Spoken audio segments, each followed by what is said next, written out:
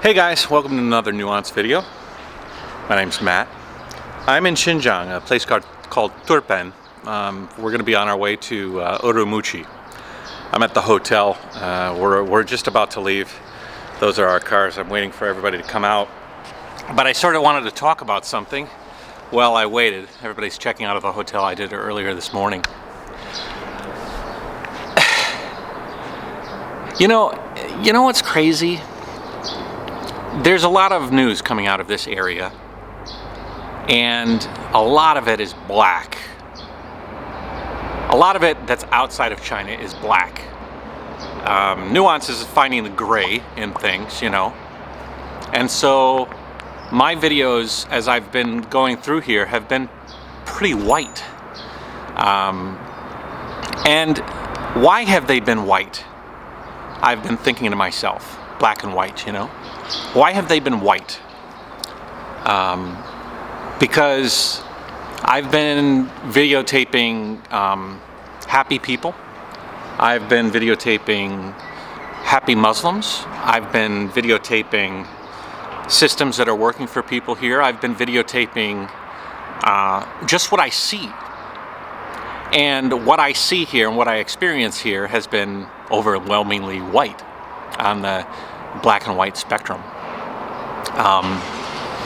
And it's interesting because I try to make this channel nuanced, so I want to kind of shed light on all that I see.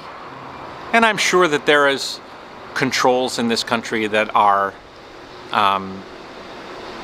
not perfect for certain types of people. And I'm sure that just like every country, there are serious socio-economical, cultural problems. But I have felt overly biased in my coloring of this country in a white perspective. Like I'm not talking about white skin or black skin. I'm just talking about black and white, yin and yang, And why? It's so funny, because even I have been prejudiced to the sort of the blackness of things, because a few of my friends, I'm here with a crew from CGTN, it's a state-run media agency, but we're going to real places. We're not going to staged places. We're not meeting people who are not who are reading from a script. We're talking to people who are expressing their lives.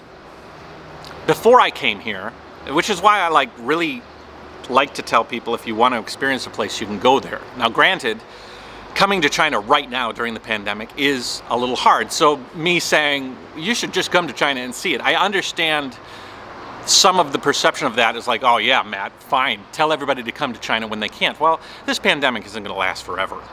And the restrictions of travel and tourism, it's going to happen for maybe another year and a half. But eventually the world's going to open up. And when it does, people are going to be allowed to see China. And I'm hoping by me making these videos today that in the future people can see them and experience China and to prove or disprove my perspective that I'm showing in these videos. But it's kind of funny because I saw a bunch of videos from people that I know and some people I don't know of Uyghurs dancing and having fun. Just if you don't understand the context of what I'm saying, the Uyghurs are the Muslim minority or in China, and the population that's being repressed, or that's the information that you're being delivered, is that the Uyghur population is being repressed. There's no happy minorities. China is repressing these people, and the message is pervasive. It's pervasive, this message. And I've made another video about this. It's very hard to have the positive view of some of the people here, or telling factual things on the ground of the perception that you see, because it puts you in sort of a rock and a hard place. Because if it's good, they'll think it's fake and they won't believe you. If it's bad and untrue, they'll eat it up wholeheartedly in order to feed their anger and hate towards this whole situation. And I remember watching videos from some of my friends who came here, and they went to some mosques, and they went and saw happy Uyghurs, and they went to see, you know, these kind of positive stories. And I remember thinking to myself, oof, why are you doing that? Why are you showing this situation? Because it's not doing yourself any favors, so-and-so, or whoever's posting these videos. And I remember thinking to myself, hey, don't show dancing Uyghurs, because it's just not going to look good. And then I came here. And I've started in Inner Mongolia, now I'm in Xinjiang. I'm moving my way towards Urumqi, which is a little bit a ways from here. And today, for example, we went and learned about an irrigation system where these tunnels underneath the earth, like 120 meters up to depth under the earth, carrying water from the mountainsides and delivering it to the community, Uyghur community, Kazakh community, Han community, everybody. And it was built by a subsect of the Uyghur population, and they worked together to build this thing over decades, if not more, like a century almost. So more centuries. Some of them are like over 300 years old. And afterwards we went, and it was kind of interesting, because if you haven't seen these videos, they're really beautiful. They're on my channel, Jayo Nation video channel. And one video is going to be, I haven't finished it yet, we did it today. One video is going to be about the irrigation system, which is really amazing. Built again by Uyghurs, proud of their feat of engineering, ancient engineering. And then we went to a house, and this house was a family of Uyghur and Kazakh. Actually, the husband was Uyghur and the wife was Kazakh. They're retired, and we saw their family. We hung out in their house, and we wanted to see, when the water is delivered by this irrigation system, where is it going? How is the normal person's life affected by this ancient aqueduct system? It's not even aqueducts. Aqueducts, I think, are above. These are actually under, because it's so hot here. The land gets so hot, like in the 60s, and even the surface of the Turpan it's like one of the hottest places in China. I mean, it gets up into the 70s or 80 degrees. So if you have water running on the surface, it's going to evaporate pretty quick. So they had to build these like underground aqueduct systems. And so at this area, in the city of Turpan, they start to come to the surface and be fed through all the communities here. And so we went to a Uyghur household, a Uyghur Kazakh household, and they were growing all these vegetables and fruits. And this area grows and processes raisins, dries raisins. It's very, very, very popular to dry grapes into raisins here. And they have these amazing structures made out of brick that allow, this is really neat, really neat. For me, I'm really interested in this sort of thing. But then we went to this house, and this family, right away, they were a little nervous. You know, obviously this was a place that we went to, and they're not used to having cameras on them. They were a little bit shy. And I like to see people kind of become more comfortable. I don't like to impose myself on anybody.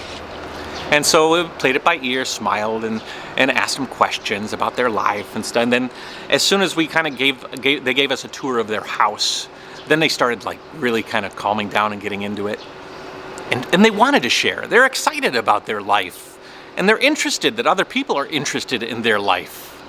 And they know what the media is saying, and they're frustrated by the stigma that their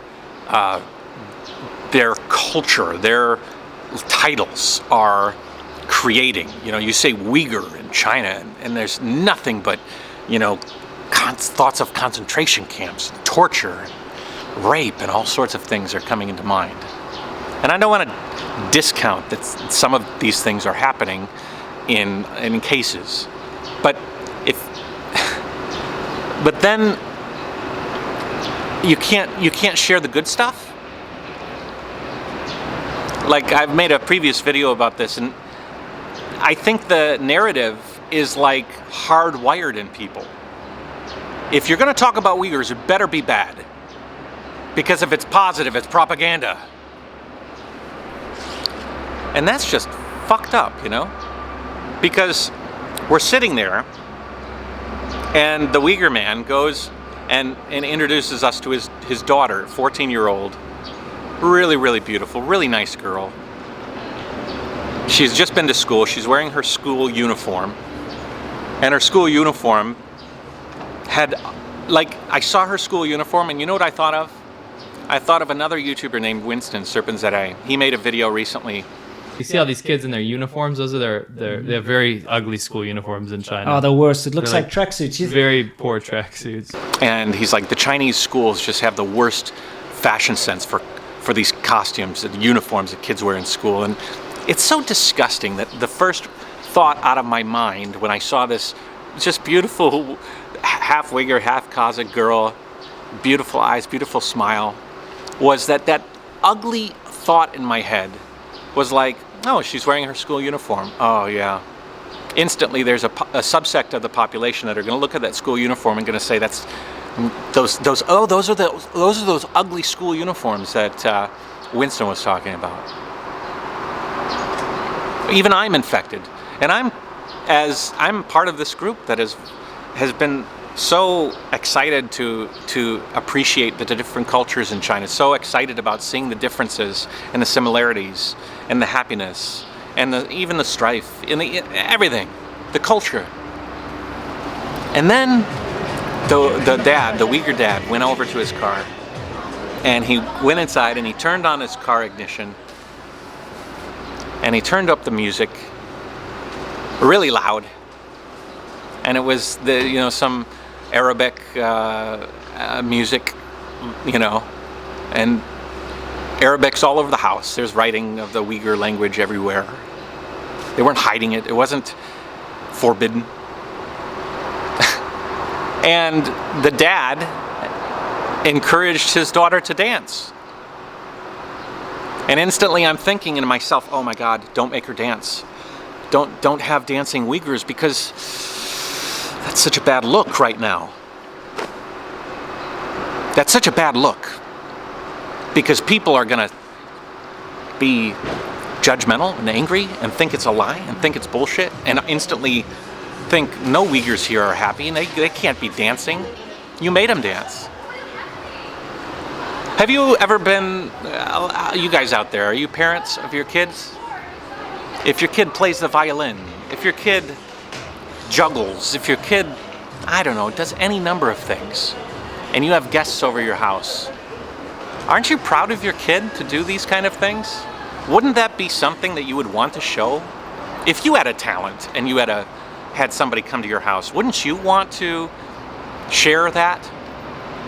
Well, it kind of also put me in this whole, oh my God, Dad's gonna make his daughter dance, because I've always been nervous about dancing. I'm a pretty confident person looking at the camera, but I'm not very confident when it comes to dancing. And I always put myself in this girl's shoes and I'm like, oh my God. But no, this girl, just as proud as the father was of her, she was proud to dance, and she just started, doing these dances and moving her head and just sharing her talent with us.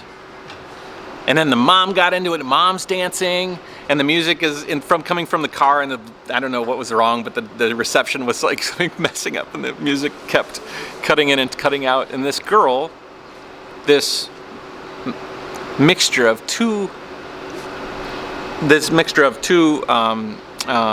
minorities in China were dancing. Jing, who works for CGTN, she jumped in, she started dancing too, and you know what, I swallowed my pride and I went in there, and the girl, 14 years old, she's like, yeah, let me show you. She said, someday I want to be an actress. Beautiful face, beautiful, nice girl. Someday I want to be an actress. So she saw me as a kind of like an internet guy, and she's like, oh, let me show you some moves, and she was teaching me how to dance. And It's such a goddamn shame, huh? Because instantly, the first feeling I had when I saw this girl dancing was, one, nobody's gonna believe me, and two, they're gonna feel like this girl was doing this involuntarily. She was pushed to dance. The Chinese government, some authoritarian agency, was pushing this girl to dance for our pleasure, to make it look like she's happy, but she's really not. Nobody is in China, especially minorities. Fuck, man, that's so gross. It's really perfect propaganda, isn't it? It's the perfect form of, it's so perfect and prevalent that it even got in my head. It's such a powerful message that it almost dissuaded me from even telling this story, because I felt like the position it put me in was to tell a truthful, happy story about a culture that should not have a happy story attached to it. It should not be told in a positive way. I'm just another cog in the machine to drive a wedge between this culture and its demise. I'm just another useful idiot to tell a story that can't be true. It can't be true. But I have to tell it, because that's why I make videos, so that I can share interesting stories about people and places and cultures and things. And it's what a fucked up mindset that it's even giving me. So if it's given me that mindset, I can only imagine what it does to people outside. I can only imagine. That's scary. Me, the guy who's really trying to tell the real story here, almost felt uncomfortable, and did feel uncomfortable when they started dancing and appreciating and happy and things like this. I have to constantly think to myself, how do I make this realistic? I know it's real, I know it's true, but how do I make it realistic? How do I make sure that people don't feel like it's a lie? I think we all need to take a step back, because if I'm thinking this, then I can only imagine what some of the ignorant people out there, I'm not saying ignorant from, some of you are dangerously in evil ignorance, but I think a lot of you are ignorant in the most innocent way. You just don't know. You just don't know the inner workings of China, or you just don't know how a certain subsect of this population you believe is 100% repressed isn't, and you would watch my video and think that it's just pure propaganda. And so I just want to make sure that this message goes out, because I am very excited and happy about the stories I'm able to share from here. I feel privileged that I'm able to be on the ground, especially during COVID, especially during all of this crap, that I can share with you my perspective. But if it's positive, it's not automatically untrue. Okay? And I want to make sure that I at least put a point on that, because it's such a shame if you're willing to discount a positive story, a good story, because you want to believe the bad story so much. Anyways, we're going to have a drive to Urumqi. I hope you guys have a good day. I don't know 100% of what's going on in Xinjiang. I'm a travel YouTuber. I'm not trying to whitewash atrocities if they're ever happening. But I can only tell you what I see. And this is what I'm seeing.